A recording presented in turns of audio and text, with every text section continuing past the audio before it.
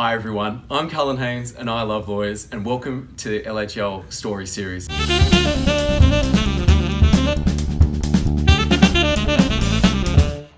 Joining me today is Mr. James Diapici from Makinson Diapici Lawyers, the man, the myth, the legend. Now, I'm Cullen, delighted. Thank you. I've got to be ugly with you. I've got to talk pronunciation. I'm sorry, Dapici. I'm so sorry, Makinson Dapici. Guys, we talk Mac, and there's old stories about former receptionists and people who assisted who found my fairly difficult surname Dapici hard to pronounce, and that's fine. But they eventually got there. But apparently the Makinson was just completely impossible to get over. So it became a Scottish sort of Makinson or something like that. But yeah, Makinson Dapici. But Cullen, delighted to be here, mate. Thank you for having me. No, it's an honour to have you here. And in terms of my first question, I wanted to pose it to you because you've had such a varied life so far. If you were to describe your life so far using film titles, what would they be and why? So you were good enough to give me notice on this one. So the joke one is 12 Years a Slave. Of course. Solomon Northrop, right? Yeah, or The Matrix or Groundhog Day or something like that. I'm sorry to admit to you, mate. I just went everywhere, but nonetheless. But, and this is real corny, and I've become one of those awful people who loves their job, Cullen, and there was this 2006 film, I think, that Danny Boyle made where the solar system was dying, and the film was called Sunshine, Cullen. And so let's leave the grim and dark ones behind and let's go with Sunshine. Sunshine. I think that's a nice place to lead off with. So obviously you've had such a varied life so far, and what I really like is like how you've molded all of them into your current role as a lawyer, right? Hope so. So one thing I really like is that not many people know you used to be on radio. Is that correct? It is. I was really super lucky to be a part of FBI Radio, an awesome community radio station in Sydney.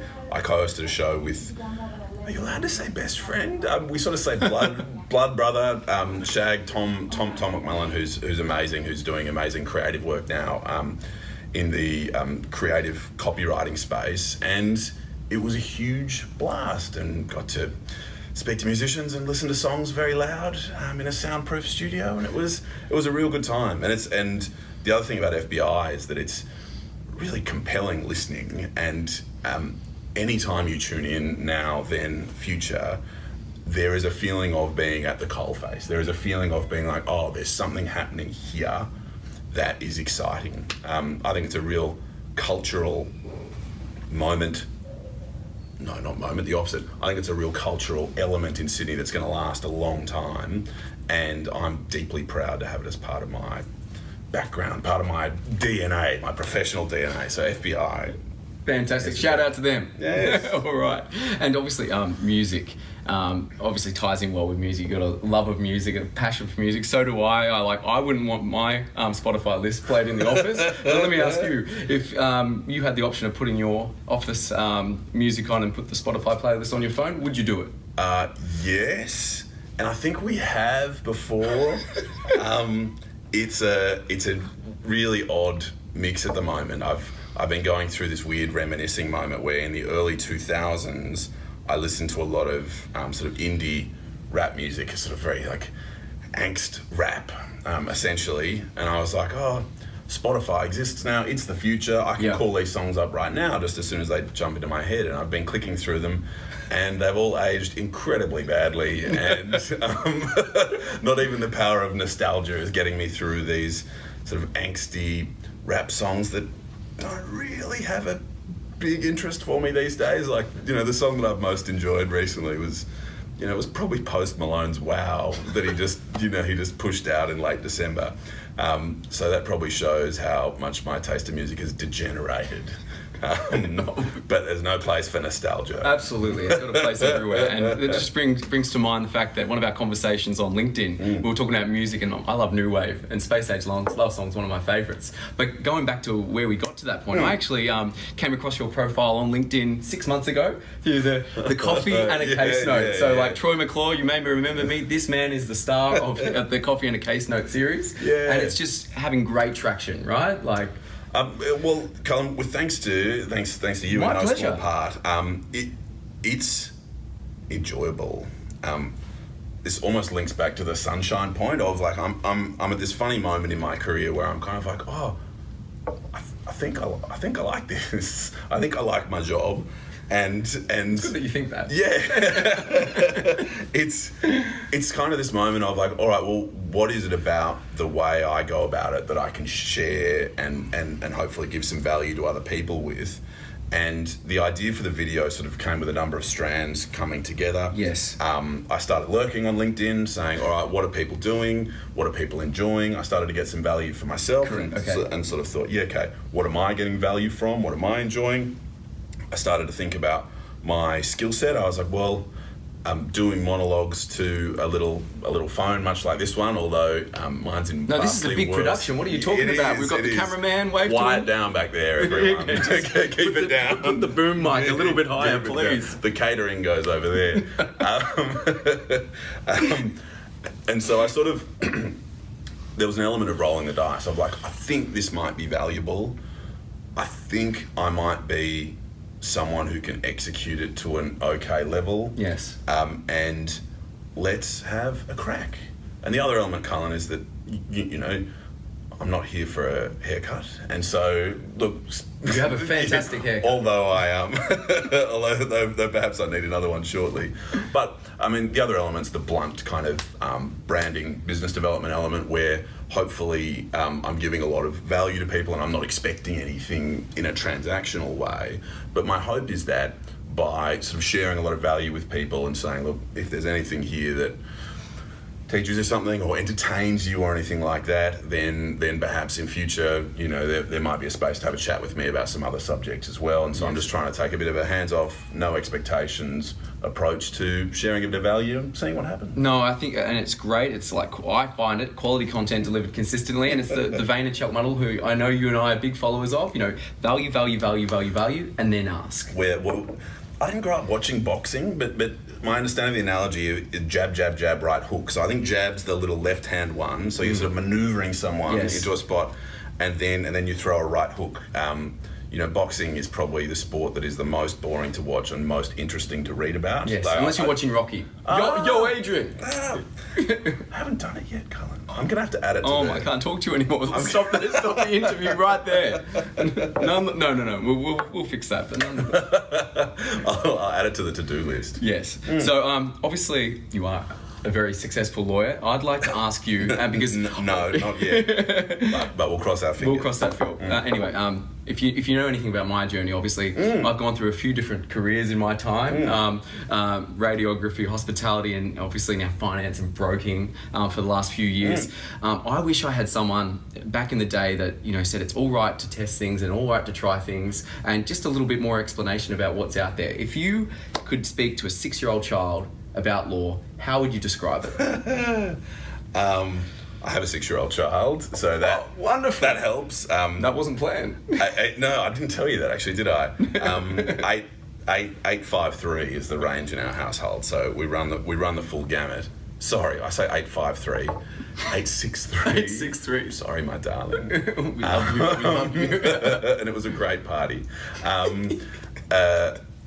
The way I explain it, Cullen, is very, I'm afraid, I help people. Okay. And while that is true in a broad sense, I think there's scope for me to, in years to come, explain what that means, because lots of people help people, and a paramedic or a firefighter or some other amazing professional might well explain to their 6-year-old that they help people. But for the moment, I go, I help people, and I help them argue about their business, and if they disagree about their business, then, you know, potentially I can help. Okay. And that's about as far as I'm able to take it, because they get very, very bored. I'm married to an excellent vet, right?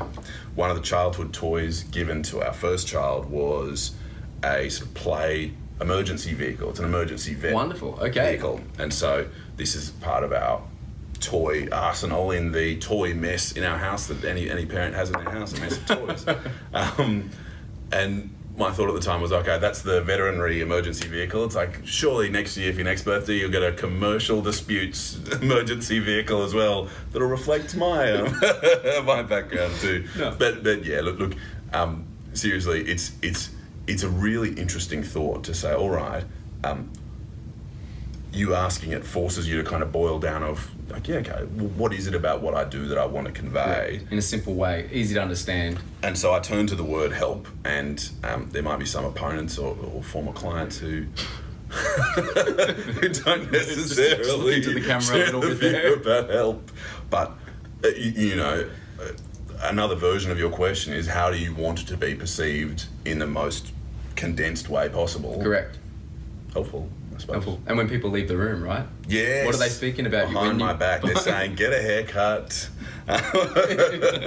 shine your shoes. Absolutely. And going back to that, obviously, your partner's a vet. So do you have pets in your household? Yes, we've got 2 dogs and a cat. And how would your 2 dogs and a cat describe you if I asked them for a reference? The cat would say reliable.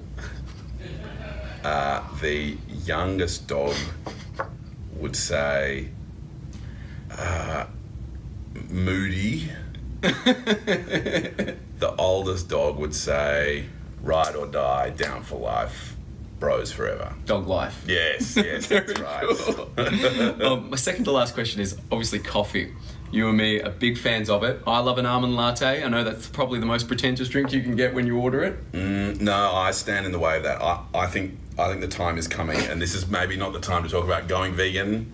I did try that. I ended up eating Oreos for 2 weeks, so I couldn't do it. I'm not vegan. I'm not veggie, but I feel like you're the future in a number of ways, Cullen, including having a chit chat with lawyers and publicly saying you love them, which is a dangerous view to take. But I feel like there's an element where post-dairy milk in coffees is actually going to become a real mainstream thing. I sometimes get sort of almond and macadamia milk and a little piccolo that's very drinkable. History is going to prove you right on almond lattes. I think so. And you won't be paying extra for it. It'll be the norm, I think. You know, because if that's the only choice, then why would you pay extra? Well, and we can have a chat about factory farming and all other sorts of benefits. Maybe for our PETA show that we're going to launch in the show. Let's do it. But I'd really like to finish off with this question. It's one of my personal favourites because I'm all about, what legacy are we going to leave behind, and it's I think about it often. So I'm going to pose this question to you, and you can take a moment to think about it. When all is said and done, how would you like to be remembered? Yes. I appreciate the theatre, Cullen, and you did give me notice. So I appreciate the notice as well. And the heart palms on the table. Yes, sorry, I'll do that too. There were a number of thoughts that went through my head. And I thought about wanting to be perceived as competent, sort of a broad way, able to do the work. I wanted to be perceived as someone who had a little bit of empathy, was able to sort of understand one perspective and able to understand another perspective. And I kind of tried to boil it down on my phone on the train coming in this morning after we exchanged our messages. And I sort of got to a point where I sort of said, I'd kind of like to be thought of someone who's sort of reasonably effective and who gave more than he took. And I kind of think that's how I'd like to be remembered. That's a nice sentiment. Hope so. No, that's very good. James, I really appreciate your time. Thank you for being on season 1, episode 1 of LHL Stories Histories. I think this is a great thing you're on here, Cullen. I'm keen to be historically correct about this being a good idea. So I'm delighted to be on F1. Well, delighted you'd have me. Oh well, in the annals of history in 20 years' time, they're going to go back and they're going to say there he was at the very start of it. So thank you for tuning in, everyone. We're going to be coming out every week with a new episode. If you would like to be part of it, please feel free to reach out or DM or what have you, because we're very excited. And as we said, Cullen Haynes, and I love lawyers. Cheers.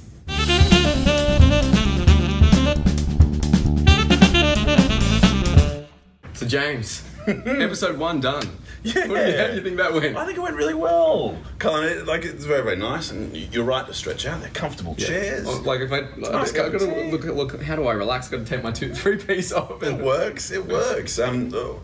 Cullen, as I think I say in the vid, I think you're onto something. Excellent hosting, comfortable chairs, very attractive plant, nice ergonomic teacups. I think it's a Russian caravan tea that got me through. Oh, very good. And the Royal Doulton with the hand-painted periwinkles, as yes, rightly Mrs. so. Bouquet would say. If you can't quite see it from there, it's spot on. Spot on. So thanks for having me, Cullen. No, Great one. it's my pleasure. Thank you so much.